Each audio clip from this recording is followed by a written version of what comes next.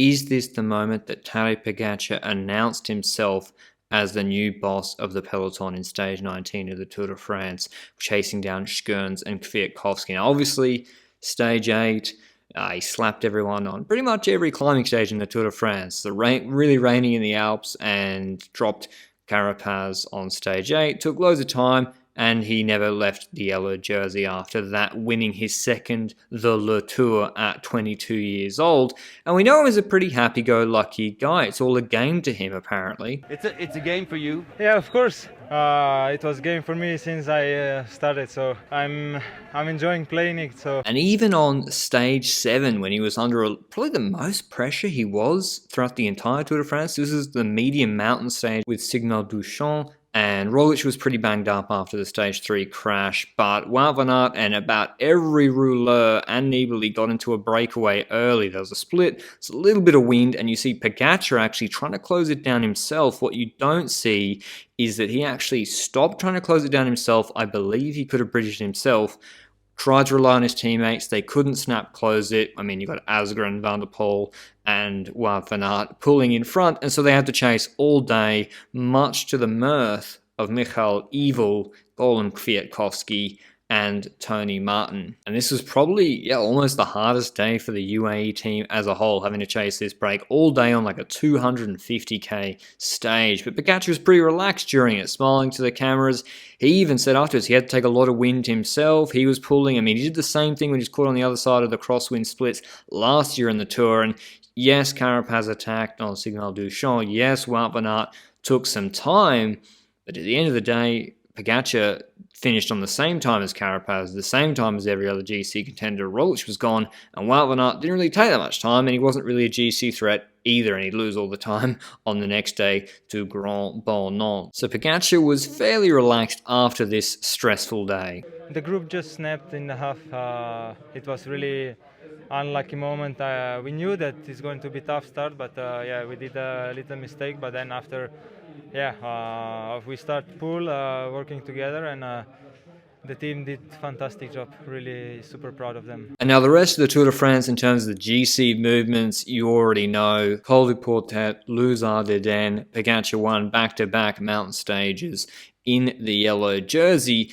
And it's stage 19 that's the focus of this video, and nothing staged GC-wise. 207 Ks, absolutely nailed on transition stage.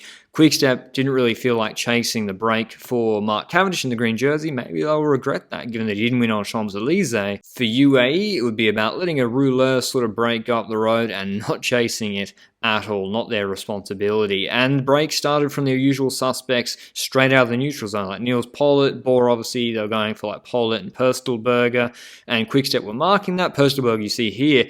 But then shortly after that neutral zone ended, there was a crash. A Lotto Soudal rider, I believe, they got their wheel in the gutter between the grass and the asphalt, and they fell into the peloton. DSM rider in front of him, not particularly happy, but there's already a break up the road. A break had already gone. I think this is Thomas chasing back again, but a fair few of Pogačar's UAE teammates were caught up in this crash. At least in this image I can count 1, 2, 3. There might be more. Where's Wally? And so they were chasing back. Now listen, there's no GC real risk. It's the start of a long 200k transition stage. There's already a break of non-threatening riders up the road. Pretty low stress scenario, even though it's unfortunate there's a crash, and you see the UAE teammates chasing back on. Until a few minutes later, with the break 20 seconds ahead, Tom Skuijns in the Latvian national champs jersey has the temerity, at least according to Pogačar, to try and get in the breakaway, join that break ahead of them. And Pogačar says he's angry with Kwiatkowski, who was just following Skuijns, and he was trying to get in the break himself, not a GC threat. Pogačar's like, both of you, get back here right now. What in the wide world of sports are you guys doing? And I don't even know what the unwritten rule says. There's this break up the road with Jonas Koch and co.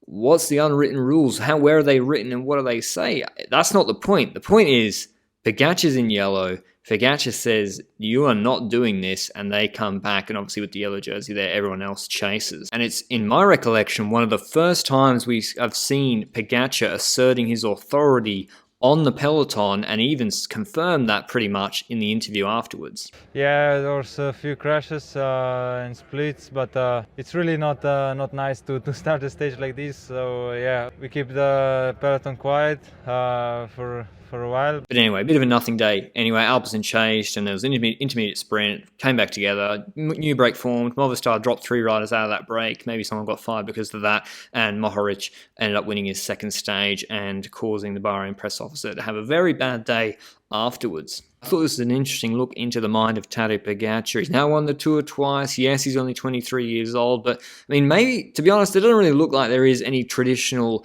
patrons of the peloton like there used to be decades ago. There's well-respected veteran riders, I guess. There's riders who are wearing the yellow jersey, which in itself gives the wearer a certain degree of respect regardless. I hope you enjoyed the video. Like it down below if you did. I'm going through and looking back at some of these little moments throughout the season which I don't have time during the season to shine more of a light on or give my opinion. And in the off season, I can take a bit of a deeper look at them. And until the next one, ciao.